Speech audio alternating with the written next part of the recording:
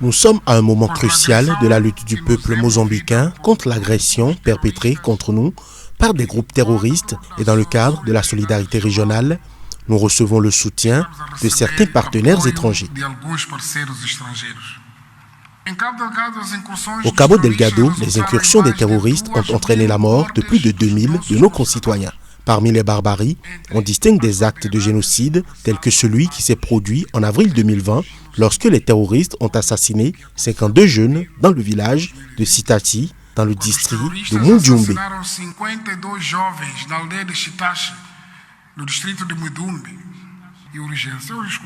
J'ai également entendu, par exemple, dans certains discours à l'Assemblée ou chez certains commentateurs qui se plaignaient du fait que le Mozambique n'acceptait pas d'aide internationale, mais comme je l'ai dit, nous devions faire preuve de prudence.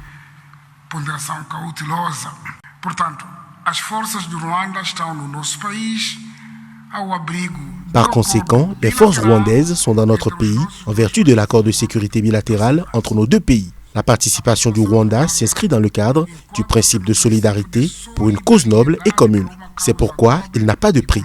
Il s'agit de sauver des vies humaines, d'éviter la décapitation de personnes à Cabo Delgado et la destruction de biens et d'infrastructures publiques et privées, mais pas seulement.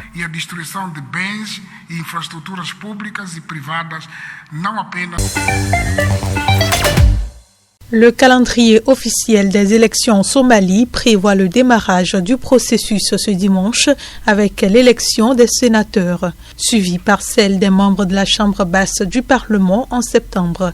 Enfin, celle du président le 10 octobre prochain. Mais les régions de cet État fédéral ne sont pas parvenues à soumettre à temps la liste des candidats qui participeront au scrutin ni à former les comités locaux qui doivent voter. De plus, certaines régions font face à divers problèmes. Les médias nationaux ont rapporté des fonds insuffisants pour organiser le scrutin dans certains États. Dans le Galmudug, le Parlement est en vacances jusqu'au 1er août. Quant au Somaliland, il doit encore résoudre des disputes internes, notamment sur la composition de son comité électoral. Selon plusieurs sources, le seul État dans lequel le scrutin pourrait se tenir dans la semaine est le Jubaland. Selon l'une d'elles, le comité y est déjà formé. Mohamed Ibrahim Moualimou, porte-parole du gouvernement fédéral, a confirmé dimanche que les élections étaient retardées, affirmant cependant que le processus allait continuer. Ce dernier a indiqué que le Premier ministre, Mohamed Hussein Roble, chargé par la présidence d'organiser les élections, avait fait part de son mécontentement auprès des responsables des États somaliens.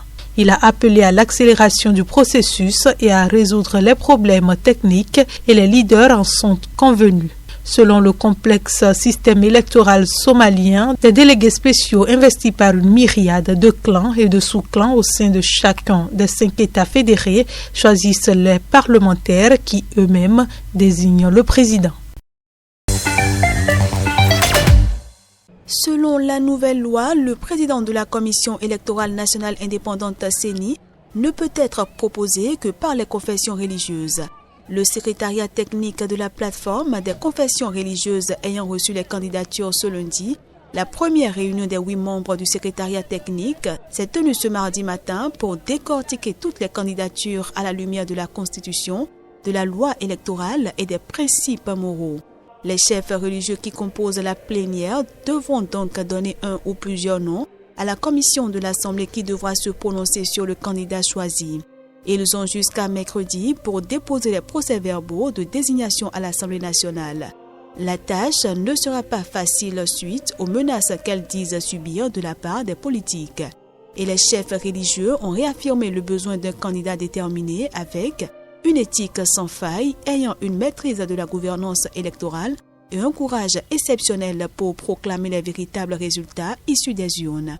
Le choix des confessions religieuses doit être fait soit par consensus, soit par vote sur chaque candidat, une tâche difficile pour les religieux qui, disent-ils, continuent à recevoir des menaces de la part des politiques qui veulent imposer des noms aux différentes confessions. Et il dénonce aussi des tentatives de corruption. La mort en détention de l'agresseur du colonel Assimi Goïta continue de susciter des interrogations. Pour déterminer les causes du décès, le gouvernement a annoncé dans son communiqué qu'une autopsie avait été ordonnée. Selon une source hospitalière, elle pourra durer quelques semaines. Les autorités maliennes ont expliqué qu'au cours des investigations, l'état de santé du prévenu s'est dégradé. D'abord admis à l'hôpital Gabriel Touré, l'homme a ensuite été transféré à celui du Point G où il a fini par succomber. Souffrait-il de mal? A-t-il été victime de traitements physiques dégradants pendant sa détention? A-t-il été présenté vraiment devant la justice avant son décès? Voilà autant de zones d'ombre à éclaircir. Mais alors que l'autopsie est en cours, la Commission nationale des droits de l'homme a estimé qu'il s'agit là d'une mort en détention et il faut donc qu'une enquête soit immédiatement diligentée. De sources judiciaires, on apprend que l'agresseur décédé s'appelait Alassane Touré. Il avait 30 ans et il était de nationalité malienne. L'identité de son avocat, s'il en avait un, reste en revanche inconnue, tout comme son lieu de détention. Certaines sources évoquent un site de la sécurité d'État. La semaine dernière, des sources proches du dossier avaient laissé entendre qu'il ne s'agissait pas d'un crime terroriste. La garde à vue du prévenu aurait donc dû durer 72 heures maximum avant que le suspect ne soit mis en examen ou relâché. Or, la justice n'a pas communiqué à ce sujet. Le gouvernement, en revanche, a précisé ce dimanche que l'enquête se poursuit, d'autant que les premières informations recueillies indiquent qu'il ne s'agissait pas d'un élément isolé.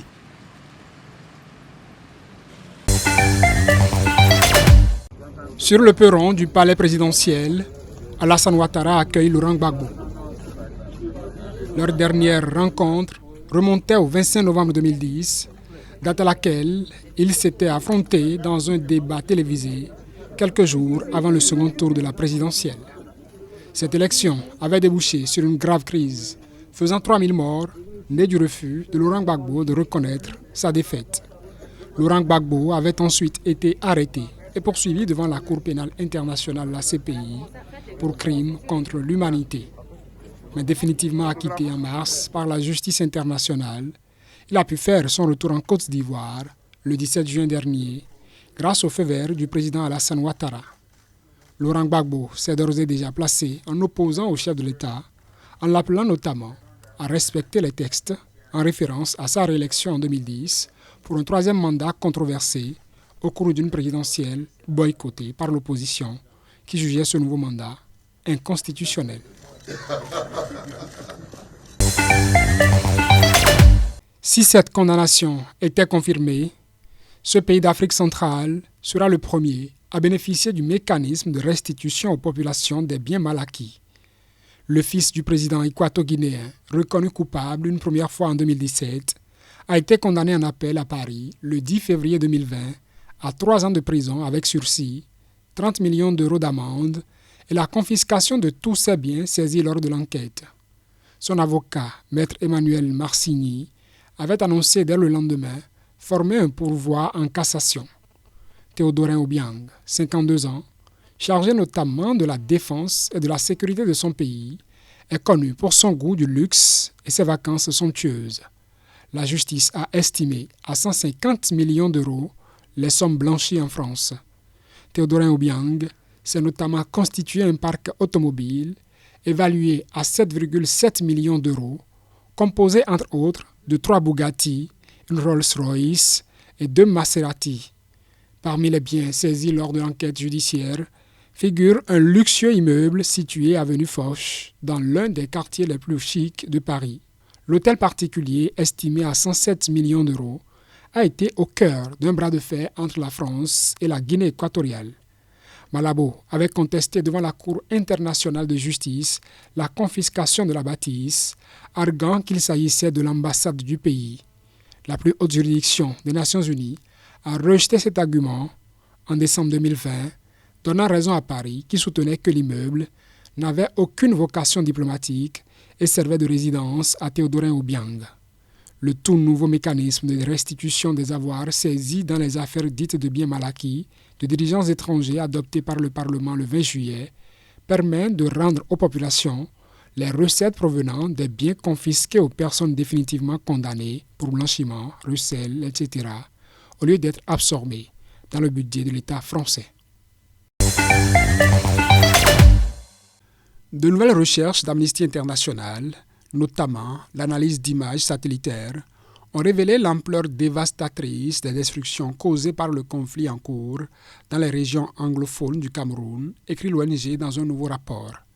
Elle souligne que les combats entre divers groupes armés qui réclament l'indépendance de la partie du pays peuplée par la minorité anglophone et l'armée se sont poursuivis sans relâche, les civils étant les plus touchés par les homicides illégaux, les enlèvements et la destruction généralisée de maisons et de villages. La violence s'est récemment intensifiée dans certaines parties du nord-ouest, l'une des deux régions anglophones du Cameroun, avec la mort de plusieurs policiers et gendarmes tués par les séparatistes entre juin et juillet, et celle d'un civil par l'armée, a-t-elle assuré. Situé en bordure de la frontière nigériane, l'arrondissement de Noa, dans le nord-ouest, a été particulièrement visé par les violences, souligne le rapport. Entre le 22 et le 26 février 2021, au moins 4200 personnes ont été déplacées de 7 villages de Noa à la suite d'attaques de groupes d'autodéfense Peul, au cours desquels au moins 8 personnes ont été tuées. Toujours en février, au moins 4 villages de cet arrondissement ont été détruits ou incendiés selon Amnesty, qui dit s'appuyer sur l'analyse d'images satellitaires. Dans la région du nord-ouest, la communauté Mbororo, des Peuls nomades à l'origine, mais dont beaucoup de membres se sont sédentarisés depuis plusieurs années au Cameroun anglophone, paie un lourd tribut. L'ONG pointe aussi les exactions commises par des groupes armés Peuls auxquels sont rattachés les Mbororo.